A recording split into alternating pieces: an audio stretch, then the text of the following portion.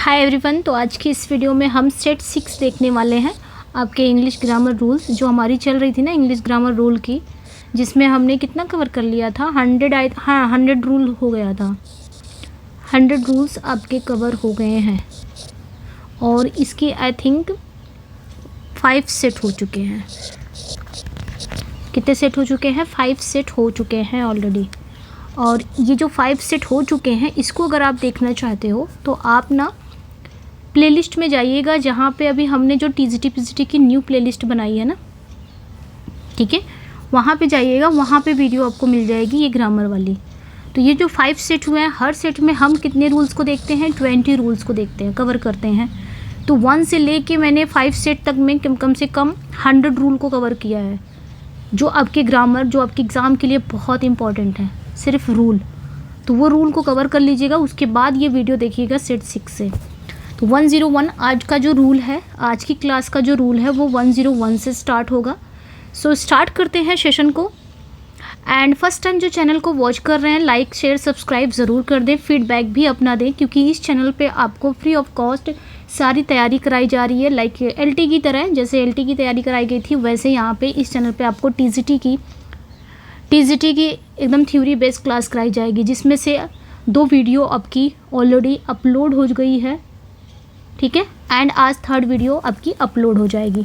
तो हमने शेक्सपियर की बायोग्राफी, हैमलेट एंड आज मैकबेथ देख लेंगे। प्लस आपका ग्रामर भी साथों साथ चल रहा है। ग्रामर के हमने 100 रूल्स कंप्लीट कर लिए हैं। आज 101 से देखेंगे 120 तक, 20 रूल्स इसमें भी कवर करेंगे। सो लाइक शेयर सब्सक्राइब ज़रूर करिएगा। ओके, चलिए स्टार्ट करते हैं। जो आज की क्लास का फर्स्ट रूल है वो एज एंड सो एज का है ना। जब हम ये जो रूल है ना, ये कंपैरिजन करने का रूल है। कि ये जो रूल है, जब कोई 2 चीज़ हो या 2 पर्सन की कंपैरिजन करने, तुलना करने के लिए हम यूज़ करते हैं एज या सो एज का यूज़ करते हैं।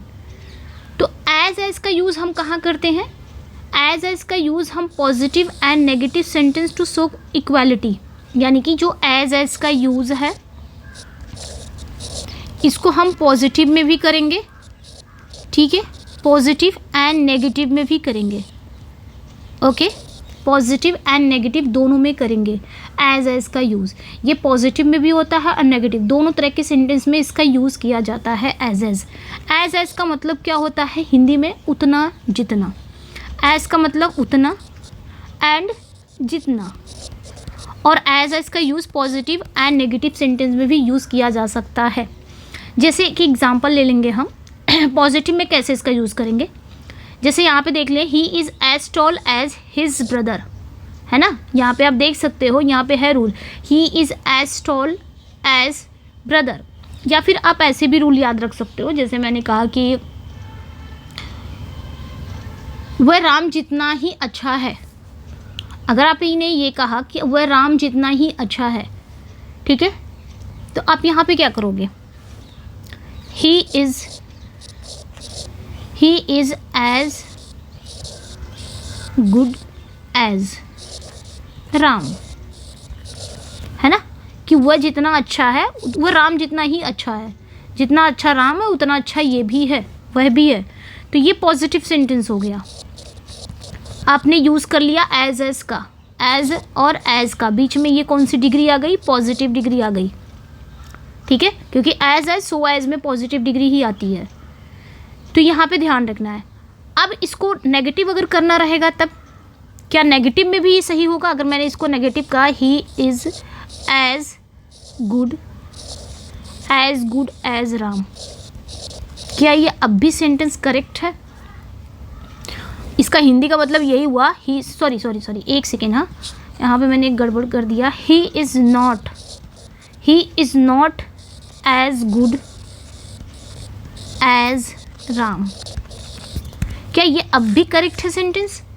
मतलब इसका हिंदी अगर बताऊँ तो वह राम जितना अच्छा नहीं है। मैंने कहा कि आप एज का जो यूज़ करोगे वो पॉजिटिव एंड नेगेटिव दोनों सेंटेंस में आप यूज़ कर सकते हो। तो जो एज का यूज़ है वो पॉजिटिव एंड नेगेटिव दोनों में यूज हो सकता है एज का, ठीक है, ये ध्यान रखना। तो यहाँ पे भी आपका करेक्ट है sentence, he is not as good as Ram, जो कि करेक्ट है। अब रूल ये बनता है कि मैम सो और एज का यूज़ कैसे होता है। सो और एज, देखिए सो और एज जो होता है ना, ये भी कंपैरिजन के लिए ही होता है, बट इसका जो यूज़ होगा वो नेगेटिव में, ओनली नेगेटिव सेंटेंस में होगा। ठीक है, इसका यूज़ सिर्फ ओनली नेगेटिव सेंटेंस में करोगे, और एज का यूज़ पॉजिटिव और नेगेटिव दोनों सेंटेंस में करोगे आप। ठीक है, इसे कभी भी सो एज को कभी भी पॉजिटिव में आप नहीं यूज़ करोगे। इसका कैसे एग्जाम्पल आप ले लोगे, तो आप ऐसे कह सकते हो, जैसे मैंने कहा he is not so good as Ram. Correct हो गया, सेंटेंस करेक्ट है यहाँ पे। He is not so good as Ram correct है, क्योंकि नॉट आया है, आप सो और एज का यूज़ करे हो, बिल्कुल करेक्ट है। लेकिन अगर मैं कह दूँ यहीं पे कि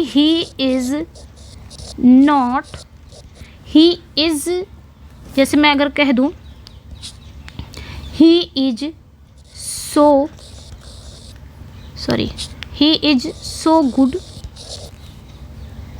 सो गुड एज राम, क्या ये करेक्ट है? क्या ये करेक्ट है? नहीं करेक्ट है, क्योंकि सेंटेंस क्या है आपका, सेंटेंस पॉजिटिव, इसमें कहीं नेगेटिव नहीं है, तो पॉजिटिव में हम सो एज का यूज़ नहीं करेंगे। तो ध्यान रखना, सो और एज का यूज़ ओनली नेगेटिव सेंटेंस में होता है, और एज का यूज जो होता है वो positive and negative sentence both में होता है। ये ध्यान रखना है, यही रूल यहाँ पे कह रहा है जो मैंने इतना सारा समझाया। ठीक है, समझ में आया आपको? तो बस वही रूल था, ये ध्यान रखना है। ओके, अब आते हैं एक यहाँ पे एग्जांपल ले लेते हैं। वही चीज़ यहाँ पे समझाया गया है जो भी यहाँ पे समझा। तो यहाँ पे जो आज की क्लास का जो फर्स्ट रूल था, as versus so as. As positive and negative दोनों में यूज़ कर सकते हो, सो एज सिर्फ नेगेटिव सेंटेंस में यूज़ कर सकते हो। ठीक है, अब यहाँ पे जैसे the new smartphone is so efficient as the previous model if not more, ये आपके लिए होमवर्क है। जितना भी मैं आज आपको रूल बताऊंगी, एक क्वेश्चन आपको HW दूंगी। आप ना क्या करना, या तो मेरे व्हाट्सएप पे या तो मेरे टेलीग्राम पे तो नहीं कर सकते, या तो इसी वीडियो के कमेंट सेक्शन में आप जितना भी मतलब जितना भी मैं क्वेश्चन आपको दूंगी ना, जितने भी क्वेश्चन दूंगी, आपने क्या करना है, इसका आंसर देना है। ठीक है, तो हर रूल मतलब सारे रूल पढ़ेंगे हम, और सारे रूल के बाद एक क्वेश्चन रहेगा जो आपका क्या रहेगा, होमवर्क रहेगा। तो ये आपका होमवर्क है, इसमें बताना है कहाँ गलती है। The new smartphone is so efficient as the previous model if not more. 20 इसमें रूल है, 20 रूल है, मीन्स 20 क्वेश्चन आपको मिलेंगे और आपने बताना है। ये आपका HW है। चलिए नेक्स्ट पे आ जाएंगे हम, 102 वाले पे आ जाते हैं। तो 102 का जो रूल है, इसमें है पोजीशन ऑफ एनफ। एनफ का जो पोजीशन है क्या है, ये एनफ कहाँ रखा जाता है, एनफ का सही जगह क्या है। एनफ मतलब होता है काफ़ी, पर्याप्त, है ना। इस शब्द का अगर जगह की बात करें तो इस बात पर डिपेंड करता है कि ये किसके लिए यूज़ हो रहा है। अक्सर करके एग्ज़ाम में ये पूछा जाता है, बहुत कन्फ्यूज़न होता है कि एनफ कहाँ पे आएगा, एडजेक्टिव से पहले आएगा या एडजेक्टिव के बाद आएगा, नाउन से पहले आता है या नाउन से बाद आता है। तो इसकी जो जगह है वो इस बात पर डिपेंड करता है कि ये किसके लिए यूज़ हो रहा है। जैसे मैंने कहा, जैसे जो एनफ है ना, ये आपके एडजेक्टिव और एडवर्ब के साथ आता है, एडजेक्टिव एंड एडवर्ब के साथ भी आता है। एडजेक्टिव के साथ कैसे आएगा, जब एनफ किसी एडजेक्टिव की विशेषता बताता है तो हमेशा ये एडजेक्टिव के बाद आता है, आफ्टर आएगा। ध्यान रखना, जब एनफ यहाँ पे दिया हुआ है, फिर भी मैं यहाँ पे आपको समझा दे रही हूँ अपनी लैंग्वेज में। एनफ की बात करेंगे, जब एनफ जो है ना, जब किसी एडजेक्टिव की विशेषता बताता है, जब ये एनफ किसी एडजेक्टिव की विशेषता बताता है तो ये जो एनफ है ना, ये हमेशा इस एडजेक्टिव के बाद आएगा। नहीं समझ में आया? एक रूल लेते हैं, ठीक है, मतलब एक वो लेते हैं एग्जाम्पल। जैसे मैंने कहा, आप ऐसे याद रख सकते हो इसको रूल, एडजेक्टिव प्लस एनफ, ये स्ट्रक्चर याद रख सकते हो, एडजेक्टिव प्लस एनफ, यानी कि पहले एडजेक्टिव आएगा देन एनफ आएगा। जैसे स्मार्ट, जैसे मैंने कहा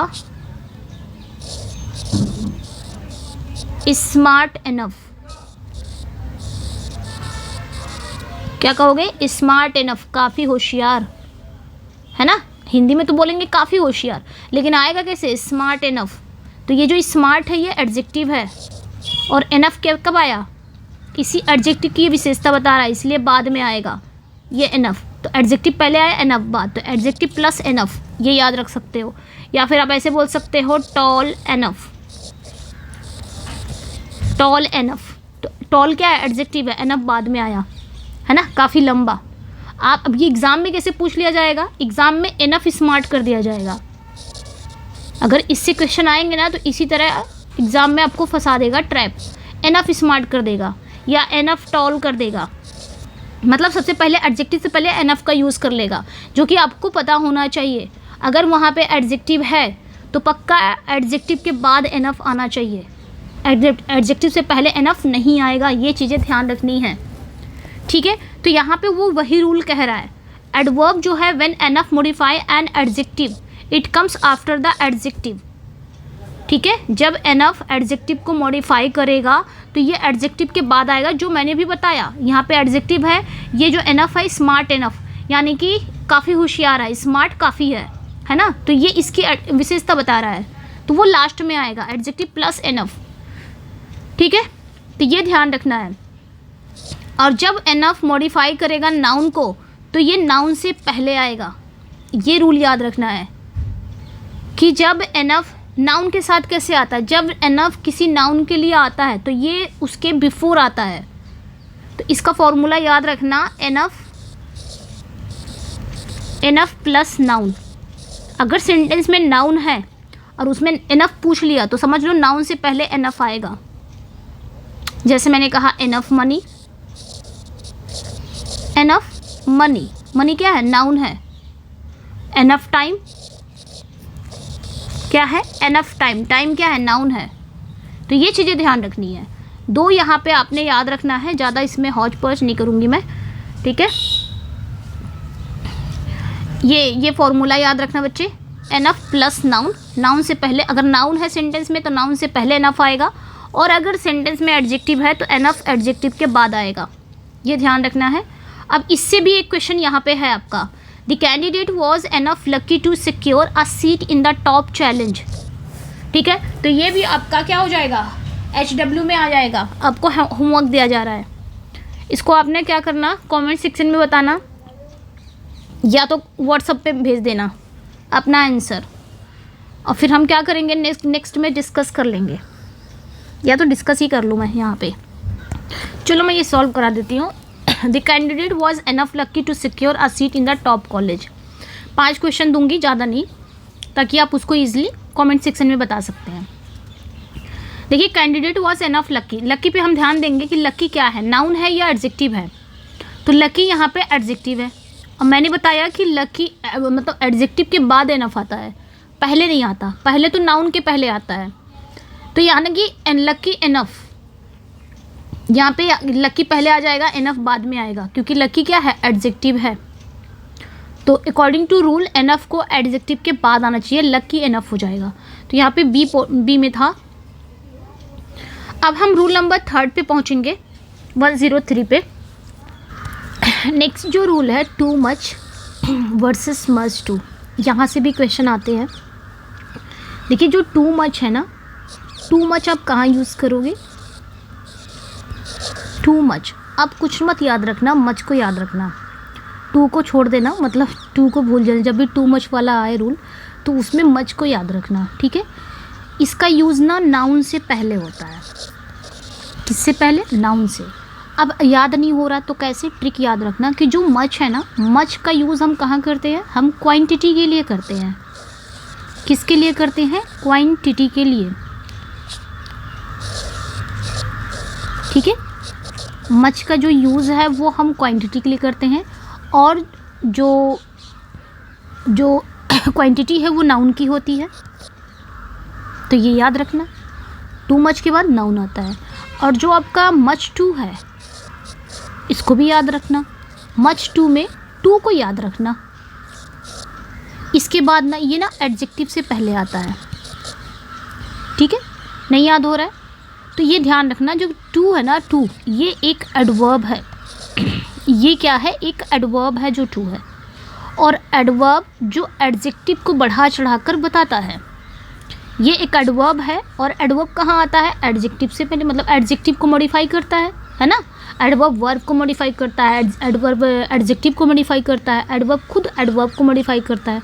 तो टू जो है ये एक एडवर्ब है, और ये एडजेक्टिव को बढ़ा चढ़ाकर बताता है, मॉडिफाई करता है। तो इट मीन्स कि इसके बाद एडजेक्टिव आएंगे। मच क्वांटिटी बताता है, इट मीन्स क्वांटिटी नाउन की होती है, तो इट मीन्स मच के बाद नाउन आएंगे। ऐसे याद रख सकते हो आप, ठीक है। तो टू मच जो है उसके बाद नाउन आएगा, और मच टू के बाद एडजेक्टिव आएगा। ये यूज़ रखना है, याद रखना है। वही रूल था वहाँ पे। जैसे यहाँ पे एक एग्जांपल देख लेंगे, एग्जांपल में भी वही चीज़ें दी गई हैं आपकी। एग्जांपल जैसे his words give me too much pain. अब यहाँ पे जो पेन है ना, ये एक नाउन है। अब टू मच आया जो कि करेक्ट है। दूसरा example, the task is much too painful. Too यहाँ पे एडवर्ब है, तो ऑब्वियसली एडवर्ब किसको मॉडिफाई करता है? वर्ब को। वर्ब तो होगा नहीं, यहाँ पे एडजेक्टिव आना चाहिए, क्योंकि एडजेक्टिव को क्वालिफाई करता है ये। तो पेनफुल होगा। पेनफुल क्या है? एक एडजेक्टिव है। तो ये ध्यान रखना है। अब यहाँ पे देखो, the noise in the street was too much loud for me to concentrate on my work. यहाँ पे आपका कहाँ गलती है ये बताना है। गली की जो नॉइज़ है वो इतनी ज़्यादा लाउड है फॉर मी, मेरे लिए, कि मेरा काम करना कॉन्सेंट्रेट नहीं बन पा रहा है ना। तो यहाँ पे कहाँ पे गलती है? अब देखो, ये जो लाउड है, आपको कुछ नहीं समझ में आ रहा, सबसे पहले ये रूल देखो जो आपने अभी पढ़ा है, टू मच लाउड। क्या ये टू मच जो लाउड है ये अपनी जगह पे करेक्ट है? टू लाउड किसका होता है? आवाज़ का लाउड होता है ना, यानी कि लाउड वॉइस। तो ये यानी कि ये जो लाउड है ये नाउन तो है नहीं, ये एडजेक्टिव है। और जब ये एडजेक्टिव है तो टू मच थोड़ी ना होगा, अरे सॉरी, हाँ, टू मच थोड़ी ना होगा। वहाँ पे तो आपको मच टू होना चाहिए। वहाँ पे आप क्या यूज़ करोगे? मच टू का यूज़ करोगे। ये ध्यान रखना है। लाउड एक एडजेक्टिव है, और एडजेक्टिव से पहले मच टू आता है, ना कि टू मच। तो सही यहाँ पे सेंटेंस हो जाएगा, वॉज मच टू लाउड। यहाँ पे बी पार्ट में एरर था। नेक्स्ट वाले रूल पे आ जाएंगे, 104 वाले रूल पे। तो फ्यू है, अब फ्यू है, और द फ्यू है। काफ़ी इंपॉर्टेंट रूल है, यहाँ से भी आता है। ये ना काउंटेबल चीज़ों के लिए लगता है, जो few, a few, the few.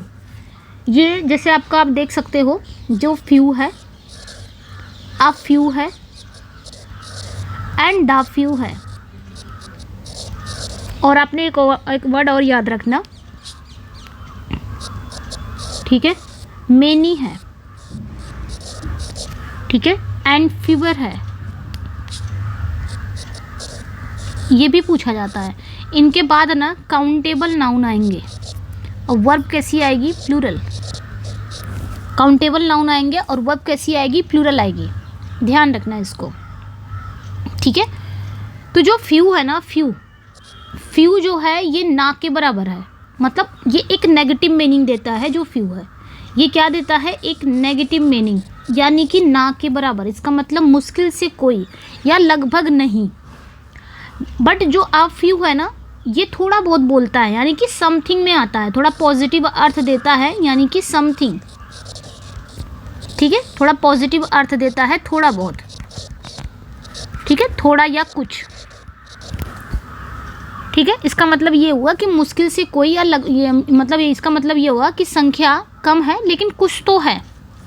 The few जो है, द फ्यू एनफ की बात करता है, यानी कि जितना है उतना काफ़ी है, जो थोड़ा सा है वही पूरा है। इसका मतलब जो नंबर है, जो संख्या वो कम है, लेकिन हम उस पर पूरी बची कुछ ही संख्या बात कर रहे हैं। और द फ्यू के बाद एक चीज़ और याद रखना, द फ्यू के बाद ना एक डिस्क्रिप्शन जुड़ा होता है। द फ्यू के साथ एक डिस्क्रिप्शन जुड़ा होता है बच्चे, ये ध्यान रखना है। यानी कि द फ्यू के बाद एक डिस्क्रिप्शन ज़रूर आएगा। जैसे आपका आ सकता है कौन से वाले, विच या दैट का एक क्लॉज आ जाएगा द फ्यू के बाद, ऐसे आप पता कर सकते हो, ठीक है। तो ये रूल है, समझ में आया? वही यहाँ पे बताया है, few negligible, almost none, negative sense है, और a few some, at least some number, the few not many but all that are available, जितना भी है उतना काफ़ी है। अब जैसे यहाँ पे एक रूल देखेंगे, because he is new to the city he has few friends who can help him in an emergency. ठीक है, तो यहाँ पे आप देखोगे कहाँ पे गलती है, because he is new to the city he has few friends who can help him in an emergency. तो आपको कहाँ पे यहाँ पे एरर लग रही है। सेंटेंस ये कह रहा है क्योंकि वो शहर में नया है ना, because he is new to the city, क्योंकि वो शहर में नया है ना। तो रीज़न यही बता रहा है क्योंकि वो शहर में नया है, इसलिए ही हैज़ फ्यू फ्रेंड्स, इसलिए उसके पास मदद करने वाले दोस्त जो हैं, यानी कि उसके पास फ्यू फ्रेंड्स हैं। Who can help him an emergency, जो मदद करने में, जो इमरजेंसी में उसकी मदद कर सकते हैं। तो सेंटेंस तो पहले ही आपको बता दिया है ना, कि क्योंकि वो शहर में नया है तो उसके पास दोस्त कहाँ से होंगे, उसके पास ना के बराबर दोस्त तो होंगे ही। और इस बात का सपोर्ट करता है कि उसके दोस्त ही नहीं है, नेगेटिव सेंस में बात हो रही है यहाँ पे, इसलिए फ्यू का जो यूज़ है यहाँ पे करेक्ट है। यहाँ पे पहले ही बता दिया सेंटेंस कि वो शहर में नया है, तो इमरजेंसी पे जब शहर में नया है तो उसके पास दोस्त थोड़ी ना होंगे मदद करने के लिए, ना के बराबर दोस्त होंगे, या यूँ बोलो है ही नहीं है ना।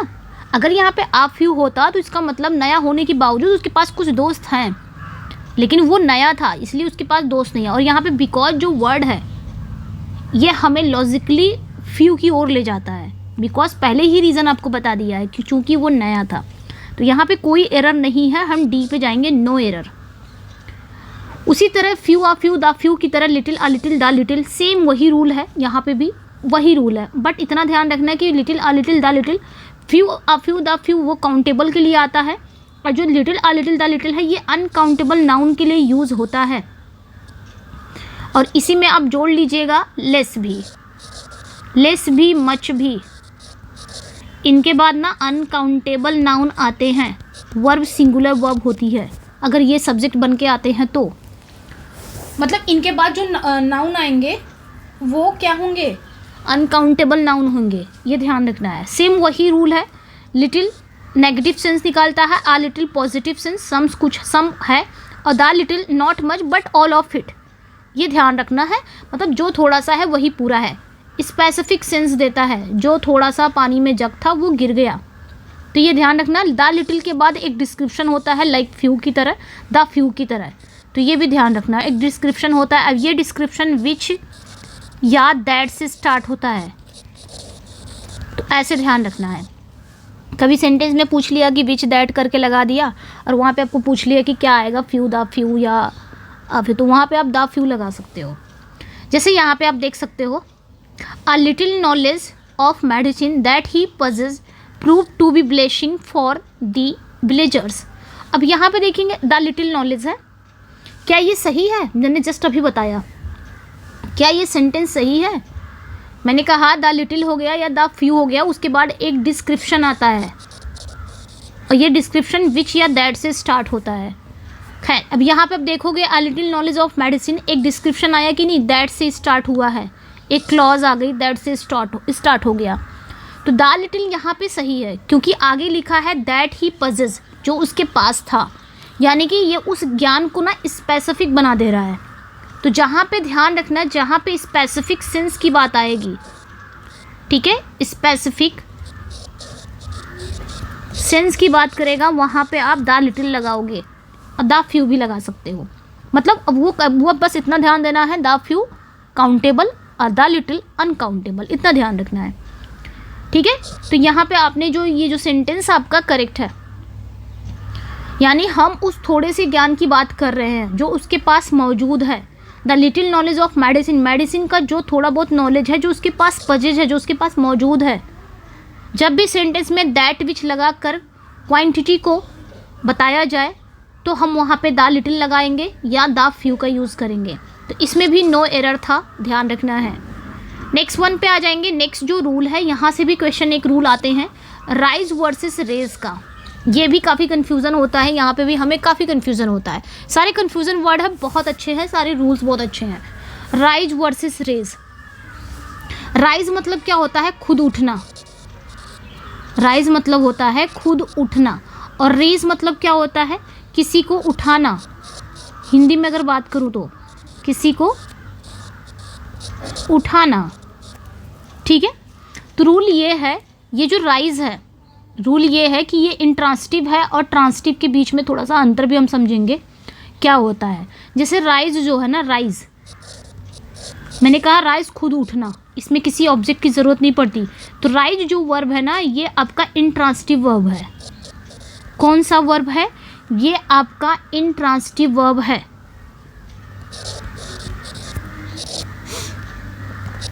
ठीक है, राइज जो है ये आपका इंट्रांसिटिव वर्ब है, जो राइज है। और जो रेज है, ये वाला जो रेज है, ये ट्रांसिटिव वर्ब है। ट्रांसिटिव और इंट्रांसिटिव का मतलब यही होता है कि ऐसे वर्ब, अगर ट्रांसिटिव देखिए, ऐसे वर्ब जिसको एक ऑब्जेक्ट की ज़रूरत पड़ती है, जो अपनी कंप्लीट मीनिंग देने के लिए एक ऑब्जेक्ट पर डिपेंड है, उसे हम ट्रांसिटिव वर्ब कहेंगे। और इंट्रांसिटिव वर्ब क्या होता है? एक ऐसा वर्ब जो अपनी कंप्लीट मीनिंग देता है, उसको किसी ऑब्जेक्ट की ज़रूरत नहीं पड़ती, वो इंट्रांसिटिव वर्ब है। ठीक है, तो ये चीज़ें ध्यान रखनी है। अब एक चीज़ और ध्यान रखना है यहाँ पे कि जो राइज है, राइज का फर्स्ट फॉर्म क्या है? राइज तो फर्स्ट ही फॉर्म है। राइज का सेकंड फॉर्म क्या है? राइज फर्स्ट फॉर्म है, एंड सेकंड फॉर्म इसका रोज है, एंड थर्ड फॉर्म जो है इसका राइजन है।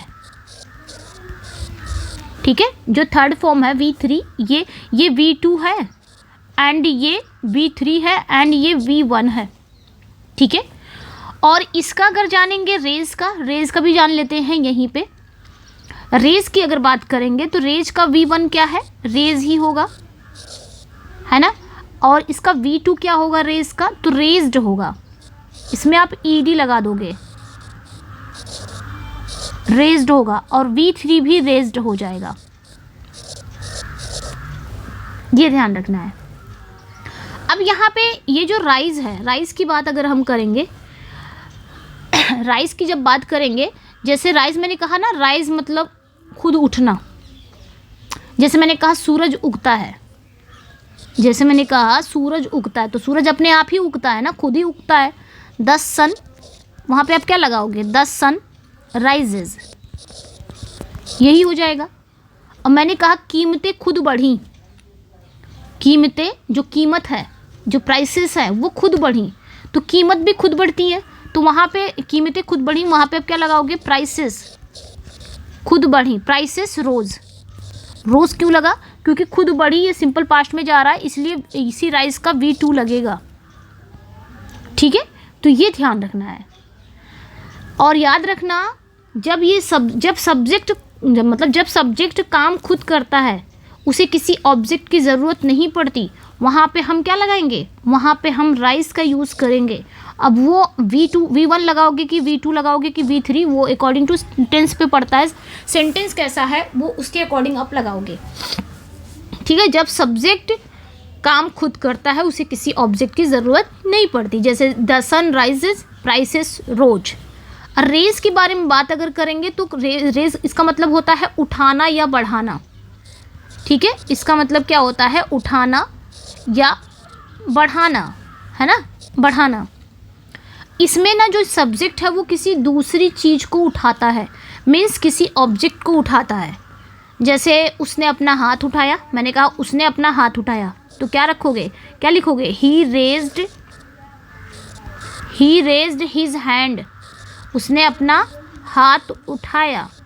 तो जो सब्जेक्ट है उसने काम किया है, जो सब्जेक्ट है ना वो क्या कर रहा है? वो दूसरी चीज़ को उठा रहा है, यानी कि ऑब्जेक्ट को उठा रहा है।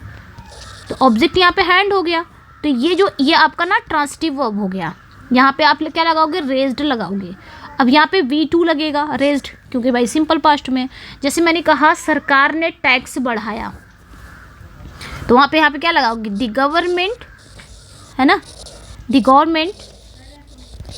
Government raised the taxes.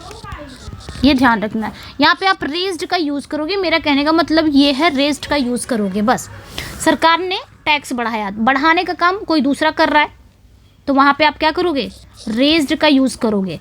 तो राइज वहाँ पे जहाँ सब्जेक्ट को ना खुद काम करता हो, किसी ऑब्जेक्ट की ज़रूरत नहीं है, और जहाँ खुद उठने की बात हो रही हो, कोई उठा नहीं रहा है, खुद चीज़ें बढ़ रही हो, खुद सूरज उग रहा हो, वहाँ पे आप राइज लगाओगे। और जहाँ उठाने बढ़ाने की किसी ऑब्जेक्ट की ज़रूरत पड़ रही है, कर्ता जो है, जो सब्जेक्ट है वो किसी दूसरी चीज़ को उठा रहा है, अपने ऑब्जेक्ट को उठा रहा है, वहाँ पे आप ये वाला रेज लगाओगे। ठीक है, बाकी V2 V3 वो अकॉर्डिंग टू सेंटेंस और टेंस के अकॉर्डिंग लगता है। तो ये चीज़ें ध्यान रखनी है। हो गया ना। अब यहाँ पे आप देखोगे, मैंने यहाँ पे एग्जाम्पल दिया है, the prices of essential commodities have been raised steadily over the last few month. क्या होगा यहाँ पे, क्या ये सही है? अब यहाँ पे देखेंगे हैव बीन, ये ऑलरेडी क्या है, the prices of essential commodities. यहाँ पे देखेंगे जो हैव बीन रेज्ड करके है, इसका मतलब ये पैसिव वॉइस में है ना। अगर हम मान लें किसी ने कीमतें बढ़ाई है, लेकिन अगर हम देखेंगे जनरल इंग्लिश में जो कीमतें बढ़ाने का है वहाँ पे राइज आता है ना, राइज, जो कीमतें बढ़ाने, जैसे कीमतें अपने आप ही बढ़ गई, वहाँ पे आप राइज का यूज़ करोगे, ये बेहतर माना जाता है। लेकिन जब बात बाजार के रुझान की हो, ट्रेंड की हो, मार्केट के ट्रेंड की बात हो रही हो, तो यहाँ पे प्राइसेस हैव राइजन होगा, रेज्ड नहीं होगा, क्योंकि भाई ये पैसिव वॉइस में जा रहा है हैव बीन, और हैव बीन पैसिव वॉइस में जा रहा है, तो वर्ब की V3 फॉर्म आएगी, यहाँ पे राइजन हो जाएगा।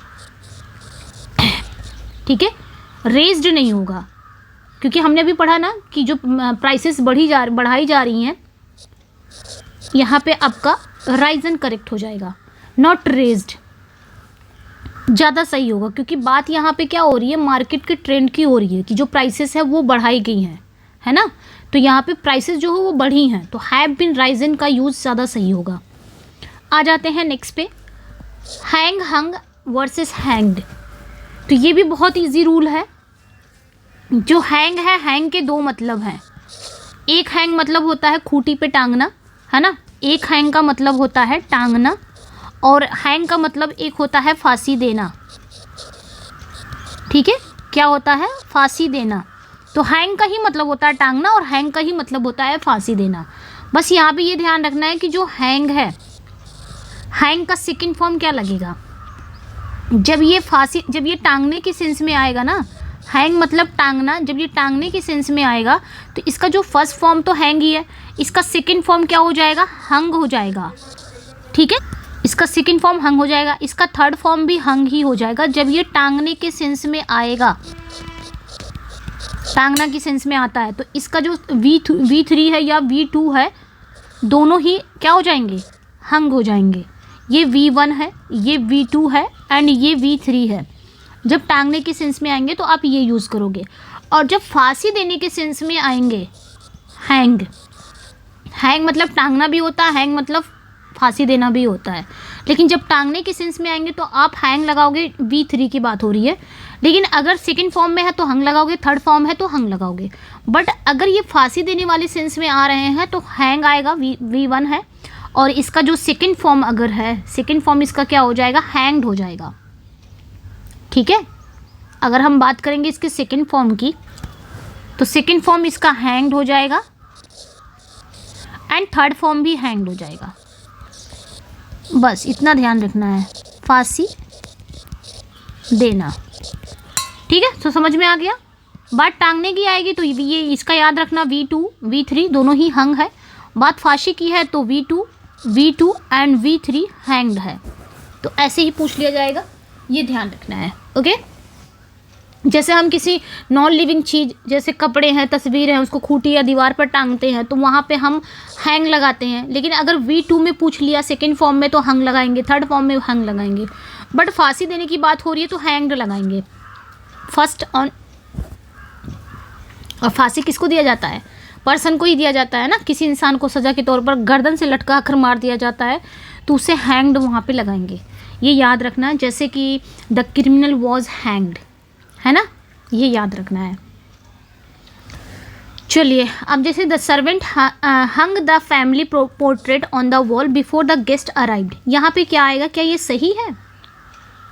यहाँ पे फैमिली पोर्ट्रेट की बात हो रही है, यानी कि फैमिली तस्वीर की बात हो रही है, जो एक नॉन लिविंग चीज़ है, और वस्तुओं के टांगने की बात हो रही है ना, टांगने की बात हो रही है। तो ऑब्वियसली टांगना यहाँ पे हंग या हंग मैंने बताया, बाकी हैंग दोनों V1 में तो दोनों ही सही हैं।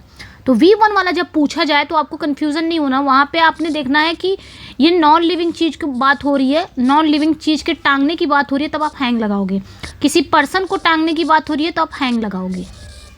दोनों जगह हैंग है तो कन्फ्यूजन यहाँ पे तो आप कर सकते हो यहाँ पे आप जान जाओगे। बट यहाँ पे V1 वाला जो फर्स्ट फॉर्म है, दोनों का मतलब सेम ही होता है। हैंग का मतलब टांगना, कोई तस्वीर वगैरह, एंड हैंग का मतलब फांसी देना भी होता है। तो जब कोई नॉन लिविंग चीज़ को टांगना होगा खूंटे पे, जैसे कमीज़ टांग दी, तस्वीर टांग दी वॉल पे, तो वहाँ पे आप हैंग लगाओगे। और अगर पर्सन टांगने की बात हो रही है तब भी हैंग लगाओगे। बाकी यहाँ पे V2 V3 आपने ध्यान रखना है, ठीक है, ये चीज़ें ध्यान रखनी है। जैसे यहाँ पे सर्वेंट जो है, यहाँ पे फैमिली पोर्ट्रेट की बात हो रही है, जो कि एक नॉन लिविंग चीज़ है, यानी कि फैमिली परिवार की तस्वीर की बात हो रही है। परिवार की तस्वीर की बात हो रही है कि टांगने की बात हो रही है। किस चीज़ को टांगना है? परिवार की तस्वीर, जो कि नॉन लिविंग है। तो जब नॉन लिविंग को टांगने के लिए हम क्या यूज़ करते हैं? हंग का यूज़ करते हैं ना, द सर्वेंट हंग। ये वर्ब की सेकेंड फॉर्म रहेगी, हैंग आ जाएगा, वो हैंग का वर्ब की सेकेंड फॉर्म हंग हो जाएगा, ठीक है। इसलिए पूरी तरह से सही यहाँ पे हैंग्ड होता है तो गलत हो जाता। हैंग्ड यहाँ पे नहीं होता, हैंग तो पर्सन को लटकाना फांसी से, ये चीज़ें ध्यान रखनी है। तो यहाँ पे जो सेंटेंस है वो आपका करेक्ट है, नो एरर होगा। फाउंड वर्सेस फाउंडेड, यहाँ से भी आ जाते हैं question. Found versus founded, found means क्या होता है?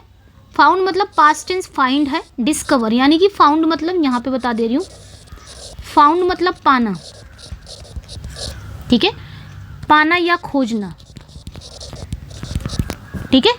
जब कोई चीज़ खोई हुई, जब कोई खोई हुई चीज़ मिलती है तो यहाँ पे ध्यान रखना है इसका जो अगर हम बात करेंगे, सॉरी एक सेकेंड, हाँ, फाउंड वर्सेस फाउंडेड की बात अगर हम करेंगे, इसका जो फर्स्ट फॉर्म है, जैसे मैंने कहा फाइंड, फाउंड तो सेकेंड फॉर्म है ना, फाइंड इसका फर्स्ट फॉर्म है, यानी कि ये V1 है फाइंड, और इसका सेकेंड फॉर्म क्या होगा? फाउंड होगा। इसका सेकेंड फॉर्म क्या होगा? फाउंड होगा। और ये V2 है, इसका थर्ड फॉर्म क्या होगा? थर्ड फॉर्म भी इसका फाउंड ही होगा, V3, ठीक है। और इसका मतलब होता है पाना या खोजना, फाइंड, ठीक है। जब सेंटेंस में पाने या खोजने की बात होगी तब वहाँ पे आप जैसे भी टेंस है, अगर सेकेंड पूछ रहा है तो आप फाउंड लगाओगे, थर्ड पूछ रहा है तब भी फाउंड लगाओगे, जब बात खोने या पाने की बात होगी। एक होता है फाउंड, ठीक है, एक फाउंड ही होता है। फाउंड मतलब क्या होता है? फाउंड मतलब जैसे कोई स्थापना करना, कोई सेटअप बैठाना, स्थापना करना या नींव रखना, फाउंड, ये V1 है, एक फाउंड ही होता है V1। ये स्थापना करना या नींव रखना होता है, जैसे किसी कॉलेज, किसी स्कूल, किसी कंपनी, किसी शहर की शुरुआत की जाती है। हाँ, तो ये V1 है। इसका V2 क्या होगा? यानी कि इसका सेकेंड फॉर्म फाउंडेड होगा, V2। इसका थर्ड फॉर्म क्या होगा? तो थर्ड फॉर्म भी फाउंडेड होगा, V3। तो समझ में आया? ये आपने ध्यान रखना है। तो अक्सर करके कन्फ्यूज़न हो जाता है, जैसे यहाँ पे ये सेकंड फॉर्म है फाइंड का, सेकंड फॉर्म फाउंड है, और यहाँ पे फर्स्ट ही फॉर्म मतलब फर्स्ट ही फॉर्म फाउंड है। तो दोनों में कन्फ्यूज़न नहीं लेना है आपको, ठीक है। ये फाउंड जो है ये फाइंड का सेकंड फॉर्म है, ये वाला, ये जो फाउंड है ये फाइंड का सेकंड, फाइंड मतलब पाना, इसका second form found, third form found है। और एक फाउंड आपका है दूसरा वर्ड है, स्थापना करना होता है, नींव रखनी होती है, और इसका सेकंड फॉर्म फाउंडेड है, थर्ड फॉर्म फाउंडेड है, जो आपको ध्यान रखना है। जैसे मैंने कहा I found my lost keys, यहाँ पे ये सही है, I found my lost keys, मैंने अपनी खोई हुई चाबी पाई। तो पाने की बात हो रही है, ये वाली पाने की बात हो रही है। अब यहाँ पे फाउंड इसलिए लगा क्योंकि यहाँ पे सेकंड फॉर्म आना चाहिए, यानी कि V2, सिंपल पास्ट है इसलिए V2 आना चाहिए, यहाँ पे सही है। जैसे दूसरा वाला देखेंगे, the university was founded in 1922, university को 1920 में बनाया गया था, इसकी स्थापना की गई थी, नींव रखी गई थी। तो यहाँ पे क्या हो जाएगा? नींव रखी, स्थापना, ये सेंस निकल रहा है, तो आप फाउंडेड लगाओगे। अब वॉज है तो वॉज के बाद क्या आता है? V3, तो फाउंडेड लगाओगे। तो ये चीज़ें ध्यान रखनी है आपने, ठीक है। जैसे यहाँ पे आप देख सकते हो, the school was found by my grandfather 50 years ago, तो यहाँ पे सही है क्या? सही है यहाँ पे फाउंड। तो यहाँ पे मेरे जो स्कूल है वो मेरे ग्रैंडफादर के द्वारा बनाया गया था ना, यानी कि इस्टेब्लिशमेंट किया गया था, ना कि स्कूल में मिलने या खोजने की बात हो रही है। तो फाउंड तो होगा नहीं, अब वहाँ पे वॉज है तो V3 आएगा, फाउंडेड आ जाएगा बस। ठीक है, ए पार्ट में एरर था, फाउंडेड यहाँ पे हो जाएगा। ओके, फाउंड का V3 यहाँ पे आना चाहिए, फाउंडेड, क्योंकि स्टैब्लिशमेंट की बात हो रही है, स्टैब्लिश की बात हो रही है। अब ये बहुत इजी है, angry with versus angry at. तो जब भाई हम किसी पर्सन से नाराज़ होते हैं तो एंग्री विद लगाएंगे, यहाँ पे पर्सन लिख दे रही हूँ मैं। और अगर किसी के बिहेवियर से नाराज़ हो रहे हैं, जैसे थिंग, सिचुएशन, कंडक्ट, है ना, किसी पर्सन से नाराज़ हो रहे हैं तो एंग्री विद लगाएंगे। और अगर आप किसी बात, किसी व्यवहार, किसी सिचुएशन से नाराज़ हो रहे हो तो एंग्री एट लगाओगे। जैसे मैंने कहा पर्सन से अगर मैं नाराज़ हूँ तो I am angry with you, तो यू जो है वो पर्सन है, वहाँ पे आप एंग्री विद लगाओगे। और अगर आप किसी के थिंग या किसी सिचुएशन, कंडक्ट, किसी के आचरण से, किसी के व्यवहार से बहुत ज़्यादा नाराज़ हो तो लिखोगे I am angry at your carelessness. ठीक है, तो ये ध्यान रखना, इसमें ज़्यादा कुछ था नहीं। The teacher was angry at the student, अब स्टूडेंट कोई पर्सन ही तो है, यहाँ पे एट लगाने की ज़रूरत नहीं थी, विद आ जाता है यहाँ पे। ठीक है, नेक्स्ट पे आ जाएंगे, differ from versus differ with. Differ from कहाँ लगाओगे और डिफर विद कहाँ लगाओगे? तो देखिए, डिफर जो वर्ड है, ये जो डिफर वर्ड है ना, इसके दो मतलब है। डिफर वर्ड के दो मतलब हैं, दो मीनिंग है। एक तो डिफर फ्रॉम होता है, डिफर फ्रॉम क्या होता है? डिफर फ्रॉम मतलब से अलग होना। ठीक है, से अलग होना, यानी कि जब दो चीज़ें स्वभाव, रंग, रूप या गुण में एक दूसरे से डिफरेंट हो, जब दो वस्तुओं में, दो चीज़ों में उसके स्वभाव अलग हैं, उसके रंग रूप अलग हैं, उसकी क्वालिटी में भिन्नता है, डिफरेंट है, तो वहाँ पे आप डिफर फ्रॉम लगाओगे। ठीक है, क्या लगाओगे? Differ from. जैसे मैंने कहा गोल्ड डिफर्स, यहाँ पे एक एग्जांपल भी ले लेते हैं। जैसे मैंने कहा गोल्ड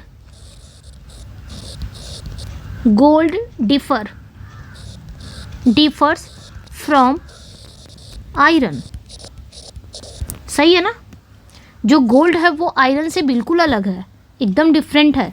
तो यहाँ पे आप क्या लगाओगे? डिफर्स फ्रॉम लगाओगे, यानी कि उसी चीज़ से अलग होना। और एक होता है डिफर विद, एक क्या होता है? Differ with. यहाँ पे मेरा लिखने का बस मेन मकसद है, थोड़ा हिंदी भी बताते चलूँ ताकि आपको समझ में आए इजीली। डिफर विद कहाँ लगाओगे? डिफर विद मतलब से सहमत होना, से सहमत होना, जब आप किसी के बात से सहमत होते हो। जैसे जब दो लोगों के जो ओपिनियन है वो आपस में ना मिलते हो, सॉरी असहमत होना, सॉरी, से असहमत होना, किसी से असहमत होना।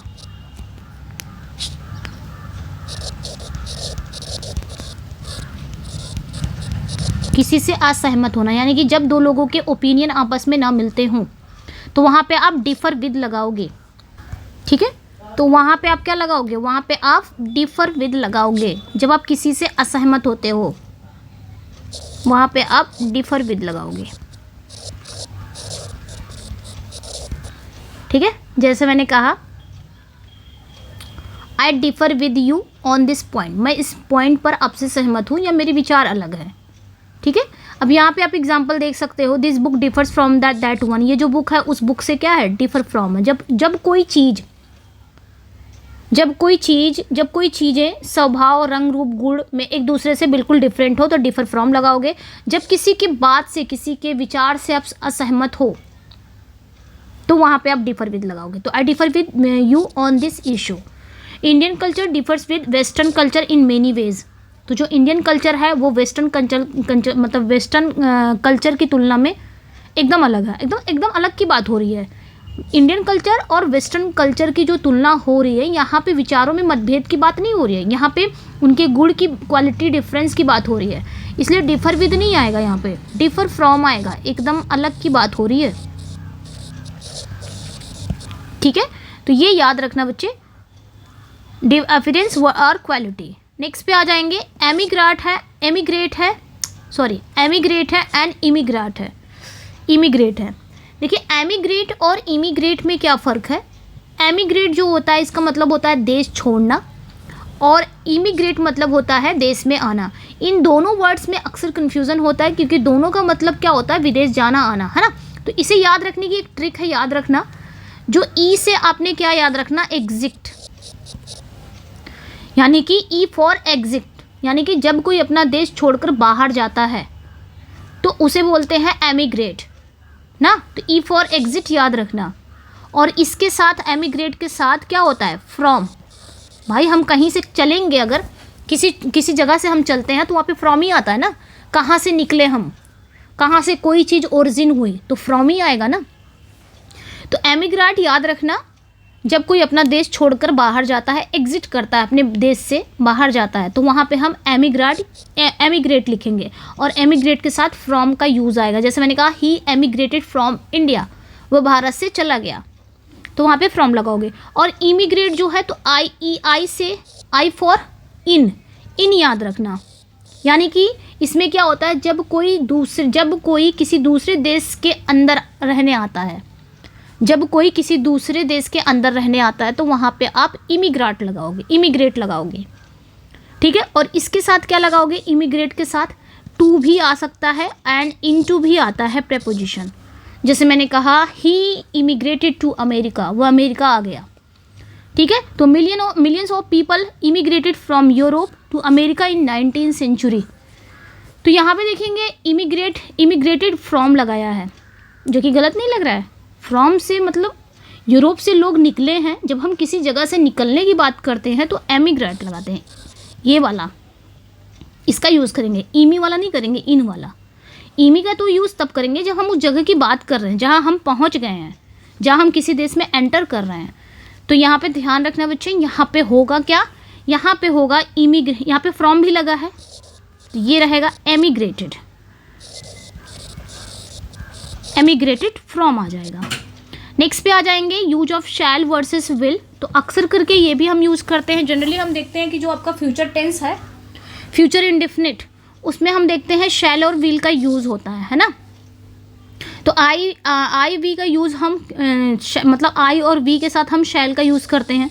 जो हम फ्यूचर इंडेफिनिट की बात करते हैं, जनरल फ्यूचर, तो आई और वी के साथ हमने पढ़ा ना, आई और वी के साथ शैल करेंगे। बाकी ही सी इट दे, इनके साथ हम विल का यूज़ करेंगे।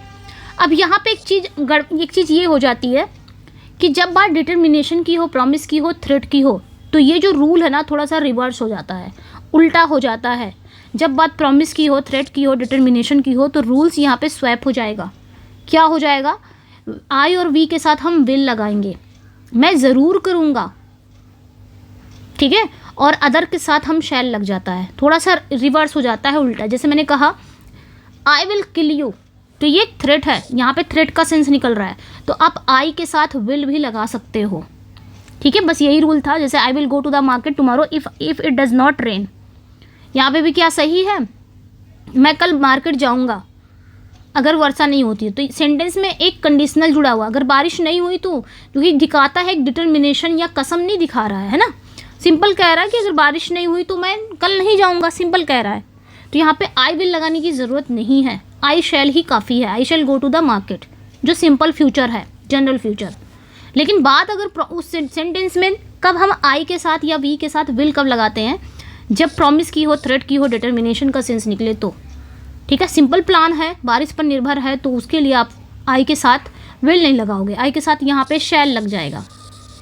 चलिए नेक्स्ट पे आ जाएंगे वर्बल वर्सेस ओरल। थोड़ा जल्दी चलेंगे अब यहाँ से। वर्बल वर्सेस ओरल, वर्बल और ओरल में क्या फ़र्क है। देखिए बात अगर हम करेंगे वर्बल वर्सेस ओरल, वर्बल मतलब क्या होता है, शाब्दिक, और ओरल मतलब मौखिक, जो हम मुंह से बोलते हैं। अक्सर लोग इन दोनों शब्दों को एक ही समझ लेते हैं, लेकिन इनमें अंतर है। वर्बल जो होता है ये शाब्दिक होता है, इसका मतलब शब्दों से रिलेटेड होता है, ये वर्ड से रिलेटेड होता है, शाब्दिक वर्ड से रिलेटेड होता है ना, यानी कि ये लिखित भी है। वर्बल जो है ना ये रिटन है, आप लिख के भी बता सकते हो और बोल के भी बता सकते हो। वर्बल में ये शाब्दिक है, आप लिख के किसी भी चीज़ को बोल सकते हो या फिर बोल के भी बोल सकते हो, ठीक है। जैसे मैंने कहा अ वर्बल एग्रीमेंट, शब्दों में हुआ समझौता, है ना, अ वर्बल एग्रीमेंट। और जो ओरल है, ओरल की बात करेंगे, ये मौखिक है, यानी कि मुंह से बोला गया, ये मौखिक है। ये लिखित का उल्टा है, यानी कि ये इसमें रिटन नहीं होता, जैसे मैंने कहा ओरल एग्ज़ाम हुआ था, मौखिक परीक्षा हुई थी, वहाँ पे रिटन उटन कुछ नहीं होता, ठीक है। लेकिन वर्बल में रिटन भी होता है, स्पोकन भी होता है। जैसे we had an oral exam, तो स्पोकन सिर्फ था। They were verbal errors in the text word related, तो वर्बल जो है वो वर्ड रिलेटेड है, यानी शब्दों से रिलेटेड है, शाब्दिक, यानी कि किसी भी चीज़ को आप शाब्दिक में बोल सकते हो, लिख के भी बोल सकते हो, बोल के भी बोल सकते हो। Manager gave a verbal message to his assistant over the phone, यहाँ बात फ़ोन पर संदेश की हो रही है ना। जो मैनेजर है वो उसने एक मैसेज दिया अपने असिस्टेंट को, कहाँ पे, फ़ोन पे। तो फ़ोन पे तो लिख के दे नहीं सकता है ना, मुंह से ही बोलेगा, तो ऑब्वियसली यहाँ पे वर्बल तो होगा नहीं, वर्बल तो नहीं होगा, यहाँ पे क्या हो जाएगा, ओरल हो जाएगा। तो ये ध्यान रखना है, एन ओरल, जब ओरल लग जाएगा तो यहाँ पे एन आ जाएगा, एन ओरल मैसेज। नेक्स्ट पे आ जाएंगे कॉन्टिन्यूअस वर्सेस कॉन्टिन्यूअल। तो कॉन्टिन्यूअस मतलब होता है लगातार, कॉन्टिन्यूअस मतलब होता है लगातार, और कॉन्टिन्यूअल मतलब होता है रुक रुक के, रुक रुक कर। तो कॉन्टिन्यूअस आप कहाँ लगाओगे, जब बात लगातार होगी, बिना रुके, एक भी सेकंड का ब्रेक नहीं है। जैसे मैंने कहा कॉन्टिन्यू, जैसे मैंने कहा 2 घंटे तक बिना रुके बारिश हुई, तो कॉन्टिन्यूअस रेन फॉर 2 आवर्स, यानी कि कॉन्टिन्यूअस में कहीं पे भी रुकना नहीं है, बिना रुके लगातार हो रही है चीज़ें, वहाँ पे आप कॉन्टिन्यूअस लगाओगे। कॉन्टिन्यूअल कहाँ लगाओगे, जब निरंतर, यानी कि बार बार रुका जा रहा है बीच में, जो बार बार होता है लेकिन बीच में रुकता भी है। जैसे मैंने कहा झगड़े होते हैं आजकल, झगड़े भी होते हैं, रुक भी जाते हैं, तो आजकल जो झगड़े हैं वो कॉन्टिन्यूअल आर्ग्यूमेंट है, झगड़े होते हैं, रुकते हैं, फिर होते हैं, तो वहाँ पे आप इन्हें ये ध्यान रखना है, ठीक है। तो ये ध्यान रखना है, जैसे मैंने कहा कॉन्टिन्यूअल आर्ग्यूमेंट है ना, विदाउट एनी स्टॉप और इंटरप्शन, मतलब बिना कोई स्टॉप के, बिना कोई इंटरप्शन के, वहाँ पे कॉन्टिन्यूअस लगेगा। और happily rapidly with breaks in between, थोड़ा थोड़ा बीच बीच में ब्रेक आए, एक भी सेकंड का ब्रेक अगर आ गया तो वहाँ पे कॉन्टिन्यूअल लगेगा। जैसे continuous ringing of the telephone disturb my sleep through out the night, तो पूरी रात में ये जो लगातार फ़ोन की घंटी थी उसने क्या किया, मेरी नींद को डिस्टर्ब कर दिया। देखिए फ़ोन की जो घंटी होगी वो पूरी रात लगातार तो नहीं बजेगी, है ना, बिना रुके तो नहीं बजेगी, है ना। टेलीफोन कभी भी कॉन्टिन्यूअस नहीं बजता कि बिना रुके एक लंबी सीटी तरह आध घंटे तक बजेगा, वो ट्रिन ट्रिन करेगा, फिर रुकेगा, फिर बजेगा। तो रुक रुक कर होने वाली जो मतलब एक्शन है, तो वहाँ पे आपका कॉन्टिन्यूअल रिंगिंग हो जाएगा, ठीक है। यहाँ पे क्या हो जाएगा, कॉन्टिन्यूअल, कॉन्टिन्यूअल। नेक्स्ट पे आ जाएंगे मैरिड टू। देखिए जो मैरिड है, ध्यान रखना है यहाँ पे मैरिड पैसिव वॉइस में हम मैरिड के साथ टू लगाएंगे, बस इतना ध्यान रखना है। मैरी मतलब होता है शादी करना, और इसके साथ प्रेपोजिशन का ध्यान करना है कि एक्टिव वॉइस में मैरी के साथ कोई भी प्रेपोजिशन नहीं आएगा। जैसे मैंने कहा राम मैरिड सीता, तो यहाँ पे कोई प्रपोजिशन मैरी के साथ आप नहीं लगाओगे। हाँ लगाओगे कब, जब ये आपका सेंटेंस पैसिव वॉइस में आ जाएगा तब। Sita was married to Ram, तो यहाँ पे आपका मैरिड टू लग जाएगा, ये ध्यान रखना है, ठीक है। अगर राम मैरिड लग जाए ये गलत, जैसे राम, मैंने कहा राम मैरिड विद सीता, ये गलत हो जाएगा। राम मैरिड, यहाँ पे टू तभी लगेगा, Sita was married to Ram, passive voice में ही मैरिड के साथ टू लगेगा, ठीक है। जैसे she was married with a wealthy businessman last year, तो मैंने कहा मैरिड के साथ भाई पैसिव वॉइस में है तो यहाँ पे टू लगाओ, नॉट विद, ठीक है। तो ये ध्यान रखना है। नेक्स्ट पे आ जाएंगे अवॉइड डबल नेगेटिव्स। सेंटेंस में आपको ना, अगर कभी भी सेंटेंस में डबल नेगेटिव है तो ये आपको ध्यान देना है। जैसे आप देख सकते हो बहुत सारे ऐसे नेगेटिव हैं, जैसे कि नो हो गया, एंड नॉट है, नॉट है, नेवर है, जो आपको दिखता है साफ साफ कि हाँ ये तो नेगेटिव वर्ड है सेंटेंस में, तो आप तो नहीं लगाओगे, ये तो सबको पता रहता है, नो नॉट नेवर ये नेगेटिव वर्ड। लेकिन कुछ हिडन नेगेटिव वर्ड्स हैं, जैसे hardly, scarcely, rarely, unless, until, lest, prohibit, forbid, ये सारे इन्हें कहते हैं हिडन नेगेटिव, ठीक है। हिडन नेगेटिव है, इसमें दिखता नहीं है कि ये नेगेटिव है। हार्डली मतलब होता है मुश्किल से, स्कार्सली, रेयरली इसका मतलब सेल्डम, अनलेस जब तक कि नहीं, अनटिल, लेस्ट कहीं ऐसा ना हो कि, प्रोहिबिट मना करना, फॉरबिड मना करना, डिनाय मना करना, है ना। प्रोहिबिट और डिनाय भी याद रखना, इसमें डिनाय मना करना, तो इन सभी का डिनाय मतलब इनकार करना, फॉरबिड मना करना, तो ये सारे आपके नेगेटिव वर्ड्स हैं, इनमें ऑलरेडी नॉट है, ठीक है। तो यहाँ पे ध्यान रखना है ये हिडन नेगेटिव्स हैं, इनके साथ ना दोबारा से नॉट, कभी भी ये सेंटेंस में अगर आए या इनसे सेंटेंस स्टार्ट हो रहा है, ये सेंटेंस में आ रहा है, तो उसमें अगर नॉट लगा है सेंटेंस में तो वो गलत हो जाएगा, क्योंकि इनके साथ डबल नेगेटिव नहीं अलाउड है। ठीक है, तो ये ध्यान रखना है।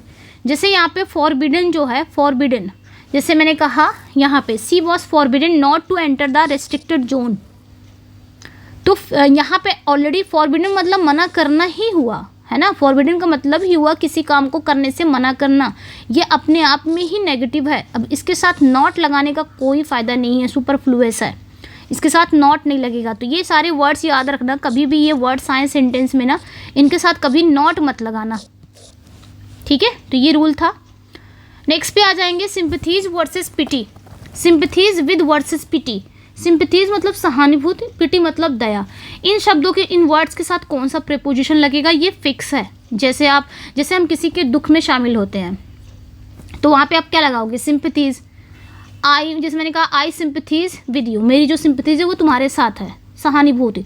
तो ध्यान रखना इसके साथ हमेशा, सिंपैथीज के साथ हमेशा विद आता है, फिक्स प्रीपोजिशन है, इसको ध्यान रखना। आई सिंपैथीज विद यू, है ना, तो ये ध्यान रखना है, फॉलोड बाय विद। लेकिन पिटी की बात करेंगे जब हम दया करना एक्शन के रूप में इसका यूज़ करते हैं, यानी कि वर्ब के रूप में, दया करना वर्ब के रूप में इसका यूज़ करते हैं, तो कोई प्रपोजिशन नहीं लगता। जैसे मैंने कहा आई पिटी हिम, मैं उस पर दया करता हूँ, मैं उस पर दया करती हूँ, तो यहाँ पे क्या हो जाएगा, आई पिटी हिम, कोई प्रपोजिशन नहीं है। जब पिटी एज ए वर्ब बन के आएगा सेंटेंस में तो कोई भी प्रपोजिशन नहीं लगेगा, नो प्रपोजिशन। ठीक है, लेकिन जब पिटी वर्ब रहेगा तो कोई प्रपोजिशन नहीं, और जब पिटी नाउन बन के आएगा सेंटेंस में तो प्रपोजिशन लगेगा। वहाँ पे प्रपोजिशन क्या लगेगा, प्रपोजिशन ऑन लगेगा, पिटी ऑन। ठीक है, पिटी ऑन लगता है, ये ध्यान रखना है। ठीक है, पिटी जब वर्ब बने तो टेक्स नो प्रपोजिशन, पिटी जब नाउन बने तो टेक ऑन लगेगा, टेक पिटी ऑन। ठीक है, दया दिखाओ, टेक पिटी ऑन। जब हम कहते हैं दया दिखाओ, take pity on, take pity on the poor, गरीबों पर दया दिखाओ, है ना। जैसे we should sympathies for the poor and needy, क्या यहाँ पे सही है, सिंपैथीज के साथ फॉर यहाँ पे गलत है, क्योंकि मैंने बताया फिक्स प्रपोजिशन है, सिंपैथीज विद आएगा। और पिटी जब वर्ब बनेगा तो कोई प्रपोजिशन नहीं, लेकिन नाउन बनेगा तो ऑन यूज़ होगा। नेक्स्ट पे आ जाएंगे, अ लॉट ऑफ है, लॉट्स ऑफ है। तो यहाँ पे ध्यान रखना है, जो आपका अ लॉट ऑफ हो गया, ये लॉट्स ऑफ का मतलब एक ही है, दोनों का मतलब एक ही है। लॉट ऑफ हो गया या लॉट्स, दोनों का मतलब एक ही है। और इसके बाद आने वाली जो वर्ब है ना, वो इस बात पर डिपेंड करती है कि इनके बाद क्या लिखना चाहिए। ठीक है, जैसे आप सिंपल याद रखना है, जैसे मैंने कहा, देखिए यहाँ पे एग्जाम्पल है, both mean and same, they take plural verb with countable noun, singular verb with uncount. मतलब इनके बाद ना, मतलब ये डिपेंड करते हैं, इनके बाद अगर अनकाउंटेबल नाउन आ रहा है तो वर्ब सिंगुलर होगी, और इनके बाद अगर काउंटेबल नाउन आ रहा है तो वर्ब प्लूरल होगी। वो नाउन पर डिपेंड करता है कि क्या आ रहा है। ठीक है, अनकाउंटेबल है तो सिंगुलर वर्ब होगी, काउंटेबल है तो प्लूरल। जैसे a lot of water is wasted, a lot of, यहाँ पे जो नाउन आया वो वाटर है। वाटर क्या है, वाटर एक अनकाउंटेबल नाउन है, वाटर हो गया, शुगर हो गया, मिल्क हो गया, है ना, ये एक अनकाउंटेबल जिसको हम काउंट नहीं कर सकते, और इसके बाद सीधा वर्ब जो आएगी वो सिंगुलर ही आएगी, है ना। तो ये ध्यान रखना है, तो वाटर को हम काउंट नहीं कर सकते verb. A lot of books, books एक काउंटेबल नाउन है, बुक्स जो है लाइक जैसे जो जिसको हम गिन सकते हैं, जैसे स्टूडेंट्स बुक्स, तो बुक्स यहाँ पे काउंटेबल नाउन है तो वर्ब भी प्लूरल आएगी। सिंपल याद रखना, और लॉट ऑफ हो गया या लॉट से, दोनों का मतलब एक ही है। इनके बाद नाउन पे डिपेंड करता है वर्ब कैसी आएगी। ठीक है, काउंटेबल है तो भाई सिंगुलर, अनकाउंटेबल नहीं, अनकाउंटेबल है तो सिंगुलर, काउंटेबल है तो प्लूरल। नेक्स्ट पे आ जाएंगे, जैसे lot of student, lots of student has applied for the scholarship this year. देखिए यहाँ पे लॉट ऑफ स्टूडेंट्स दिया है, नाउन जो है वो प्लूरल है, तो यहाँ पे प्लूरल ही आना चाहिए, हैव आना चाहिए, नॉट हैज़। नेक्स्ट पे आ जाएंगे, using the with the titles profession. तो द हम कहाँ यूज़ करेंगे, अगर हम द की बात करें तो द का हम कहाँ, केवल अगर टाइटल दिया है, अगर केवल पद दिया है, जैसे अगर हम सिर्फ पद की बात करें तो वहाँ पे हम बिना नाम के, जैसे कोई पद है बिना नाम का है, कोई टाइटल है बिना नाम का है, पद ही ले लेते हैं, जैसे कोई पद है बिना नाम का है तो वहाँ पे हम दा लगाएंगे। उसके आगे हम, उस पद के आगे हम दा लगाएंगे। ठीक है, ठीक है, ये ध्यान रखना है। लेकिन प्लस ये ध्यान रखना, टाइटल सिर्फ दिया है, ओनली टाइटल अगर दिया है, आगे वर्ब आ गया तो यहाँ पे आप दा लगाओगे। बट अगर टाइटल भी दिया है प्लस नेम भी है, तब आप कोई भी प्रपोजिशन यहाँ पे दा नहीं लगाओगे। अगर पद के साथ पर्सन का नाम भी जुड़ जाए तो दा हटा दिया जाता है, दा नहीं लगता। जैसे यहाँ पे देखोगे, व्हेन टाइटल प्रेसिडेंट, जैसे प्रेसिडेंट हो गया, प्रिंसिपल हो गया, etcetera, refer the specific person post specific context, तो दा लगाओगे आप। बट अगर नेम भी उसके साथ, टाइटल के साथ जुड़ा हुआ, तो दा आपको ओमिट करना होगा। जैसे मैंने कहा, principal is in office, principal office में है, तो प्रिंसिपल का सिर्फ मतलब वो जो पर्सन होगा, कोई पर्सन ही होगा जो प्रिंसिपल है, उसका सिर्फ पद बताया गया है, नाम नहीं लिया गया कि वो प्रिंसिपल कौन है, मतलब उसका नाम क्या है ये नहीं बताया गया, बस पद बताया कि वो पर्सन जो है वो प्रिंसिपल है, वो कहाँ पे है, ऑफिस में है। तब हम यहाँ पे पद, यहाँ पे टाइटल है, तो यहाँ पे हम दा लगाएंगे। लेकिन मैंने कहा principal Sharma is in this office, तो प्रिंसिपल उनका नाम भी साथ में लगा दिया गया है, तो यहाँ पे आप दा नहीं लगाओगे। मैंने कहा प्राइम मिनिस्टर, जैसे मैंने कहा प्राइम मिनिस्टर इज कमिंग, अगर मैं इस तरह बोलती हूँ प्राइम मिनिस्टर इज कमिंग, तो ये सही है, प्राइम मिनिस्टर इज कमिंग, क्या ये सही है? ओनली मैंने पद का नाम लिया है, नाम नहीं लिया, सिर्फ पद बता रही हूँ, प्राइम मिनिस्टर आ रहे हैं, प्रधानमंत्री आ रहे हैं, तो यहाँ पे हम दा लगाएंगे, मैंडेटरी हो जाता है, यहाँ पे आप दा लगाओगे। तो क्योंकि यहाँ पे सिर्फ पद है, पोजीशन है, नाम नहीं है, दी प्राइम मिनिस्टर इज कमिंग हो जाएगा। लेकिन अगर मैं बोल दूँ यहाँ पे कि prime minister Modi is coming, मैं इसी में नाम भी जोड़ दूँ, prime minister Modi is coming, तो नाम, पद के साथ नाम भी आ गया, तो यहाँ पे आप दा नहीं लगाओगे। ये चीज़ें मैं यहाँ पे समझा रही हूँ, ठीक है। जैसे the president Droupadi Murmu address the nation of the republic, अब यहाँ पे प्रेसिडेंट भी पद भी दे दिया है, उनके साथ उनका नाम भी दे दिया, तो दा लगाने की ज़रूरत नहीं है। आ जाते हैं लास्ट वाले रूल पे, तो हु वर्सेस हुम, ये भी यहाँ से भी क्वेश्चन आते हैं। दा वाले सबसे ट्रिकी क्वेश्चन होते हैं अक्सर सेंटेंस को कंफ्यूज करने के लिए। इसमें क्या होता है ना, सेंटेंस में जब भी सेंटेंस में आते हैं ना, तो आई थिंक या वी बिलीव करके ये एक्स्ट्रा एक फ्रेज को डाल देते हैं, सिर्फ स्टूडेंट को कंफ्यूज करने के लिए, सेंटेंस में कंफ्यूज करने के लिए I think, we believe, he said जैसे छोटे छोटे क्लॉजेस को डाल दिया जाता है ताकि कंफ्यूज हो जाए। तो हम क्या करेंगे यहाँ पे, जब भी सेंटेंस में आए ना, तो जब भी ये आई थिंक या वी बिलीव, ही सेज, कुछ इस तरह के क्लॉजेज, छोटे छोटे क्लॉजेज अगर डाल दिया जाए तो उसको साइड रखो, उसको उसमें मत जोड़ा करो कभी भी सेंटेंस में आए। एक चीज़ ध्यान रखना, ये जो हु है ये सब्जेक्ट के लिए काम करता है, हुम जो है ये ऑब्जेक्ट के लिए काम करता है। अब यहाँ पे जैसे मैंने कहा, ठीक है, हु जो है अगर सेंटेंस में काम करने वाले की ज़रूरत है तो हु लगाओगे, सेंटेंस में अगर ऑब्जेक्ट की ज़रूरत है तो हुम लगाओगे, ठीक है। जैसे मैंने कहा यहाँ पे ही इज़ द पर्सन हुम I believe is the culprit, तो आई बिलीव यहाँ पे एक्स्ट्रा जोड़ दिया गया है, ठीक है। मैंने कहा ना इस सेंटेंस में थोड़े बहुत छोटे छोटे क्लॉजेज डाल दिए जाते हैं, I think, we believe, he says, कुछ इस तरह के क्लॉजेज। तो he is the person whom is the culprit, I believe को हटा दो, अगर इसको हम तोड़ेंगे ना, सेंटेंस को तोड़ो, ही इज़ द पर्सन, मैंने तोड़ दिया, ही इज़ द पर्सन, उसके बाद हुम is the culprit, I believe को हटा दो, हुम इज़ द कल्प्रिट। अब यहाँ पे या फिर ऐसे भी कर सकते हो, इसका सब्जेक्ट ये है, ये सब्जेक्ट है, इसका वर्ब ये है। अब यहाँ पे एक इज़ आया है, इज़ द कल्प्रिट, इज़ भी वर्ब है, तो इसे एक सब्जेक्ट की ज़रूरत पड़ेगी ना भाई। यहाँ पे हुम क्या कर रहा है, हुम तो ऑब्जेक्ट की ज़रूरत, मतलब हुम तो ऑब्जेक्ट के लिए लगता है, तो यहाँ पे हमें हुम की जगह पे हु लगाना पड़ेगा। तो इस टाइप के भी सेंटेंस आपके आते हैं, ध्यान रखना है। सब्जेक्ट के रूप में हु आता है ना कि हुम, तो he is the person who is the culprit हो जाएगा। और आई बिलीव को आप ऐसे ही इग्नोर मार दिया करो जब भी आपका ये बीच में छोटे छोटे क्लॉजेज डाल दिए जाते हैं सिर्फ कंफ्यूज करने के लिए, I believe, we believe, he says. तो ये थे आपके 20 रूल्स। कैसा लगा? मिलते हैं नेक्स्ट वीडियो में। Thank you for watching, bye bye. इसके बाकी के जो रूल्स हैं ना वो आप लोग ज़रूर देखिएगा। इसका PDF चाहिए तो मेरे टेलीग्राम पे जुड़ जाइएगा, वहाँ पे PDF मिल जाएगी और लिंक डिस्क्रिप्शन में है। ओके, चलिए फिर मिलते हैं नेक्स्ट वीडियो में। Thank you for watching, bye bye.